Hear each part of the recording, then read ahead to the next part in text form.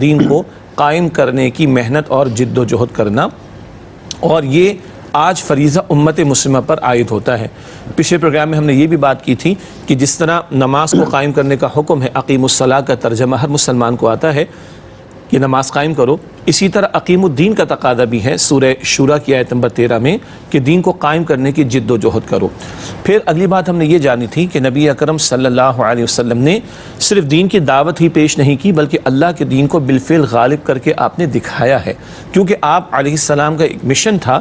جس کو بارہا ہم نے بیان کیا اس سیریز میں، اس پورے پروگرام میں، اور ہمارے تسلسل سے باتیں آ رہی ہیں۔ سورہ صف کی آیت نمبر 9 میں بھی ذکر آتا ہے لیظہرہ علی الدین کلہ، اللہ تعالیٰ نے قرآن کریم آپ کو عطا فرمایا، دین حق دین اسلام عطا فرمایا تاکہ آپ اس دین حق کو کل نظام زندگی پر، سسٹم آف لائف پر غالب فرما دیں۔ یہ مشن تھا نبی صلی اللہ علیہ وسلم کا۔ اگلی بات یہ ہے کہ جب ہم 23 برس کی جد و جہد دیکھتے ہیں نبی مکرم علیہ السلام کی، تو جہاں دعوت اور تبلیغ کا عمل دکھائی دیتا ہے وہاں ایک بھرپور اجتماعی سطح پر جد و جہد دکھائی دیتی ہے اللہ کے دین کو بالفعل غالب کرنے کے لیے۔ مکی دور میں طائف کی گلیوں کا معاملہ بھی پیش آیا، مکی دور میں صبر کے مراحل بھی پیش آئے، مکی دور میں یہاں تک معاملہ پہنچا کہ ہجرت کرنا پڑی نبی اکرم علیہ السلام کو۔ مدنی دور میں ہم دیکھتے ہیں کہ بدر کا معاملہ بھی ہے، احد کا معاملہ بھی ہے، احزاب کا معاملہ بھی ہے، فتح مکہ کا موقع بھی، تب قرآن پاک کہتا ہے وَرَأَيْتَ النَّاسَ يَدْخُلُونَ فِي دِينِ اللَّهِ أَفْوَاجًا، اب لوگ جوق در جوق اللہ سبحانہ وتعالیٰ کے دین میں داخل ہو رہے ہیں۔ پھر ہم نے یہ بھی پچھلے پروگرام میں بات کی تھی کہ 23 برس کی جد و جہد کے دوران میں تلوار بھی اٹھی اور غزوات کا سلسلہ قائم ہوا، سرایا کا سلسلہ قائم ہوا، اور حق و باطل کے مار کے سجی، سب کس لیے تھا؟ تاکہ اللہ کا دین بالفعل غالب اور قائم ہو جائے۔ یہ کچھ نکات ہے جو پچھلی مرتبہ ہم نے سمجھنے کی کوشش کی۔ البتہ مجھے خیال یہ آ رہا ہے کہ اس وقت فتنے بڑی تیزی کے ساتھ پھیل رہے ہیں۔ حدیث مبارک میں آتا ہے کہ ایسا دور آئے گا کہ جیسے بارش کے قطرے موسلا دھار بارش کی شکل میں بہتے ہیں،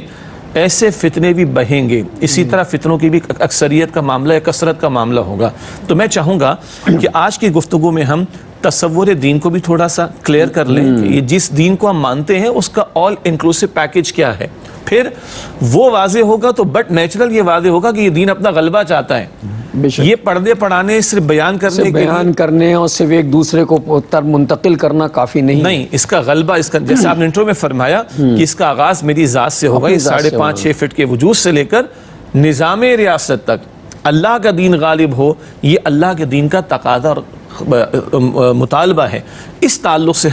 ہم بات کو اور آگے بڑھائیں گے، اور اقامت دین کے تعلق سے میں چاہوں گا یہ گوشے بھی واضح ہوں، اور پھر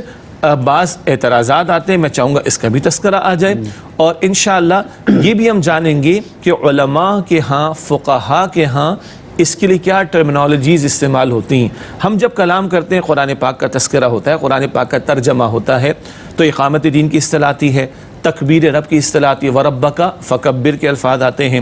اسی طریقے پر اظہار دین کے الفاظ آتے ہیں، لِيُظْهِرَهُ عَلَى الدِّينِ كُلِّهِ، یہ قرآنی اصطلاحات ہیں، بالکل سر آنکھوں پر۔ فقہا کی اپنی اصطلاحات ہیں۔ بعض لوگ کہتے ہیں خامخواہ آپ لوگوں نے اس کو فرض قرار دے دیا،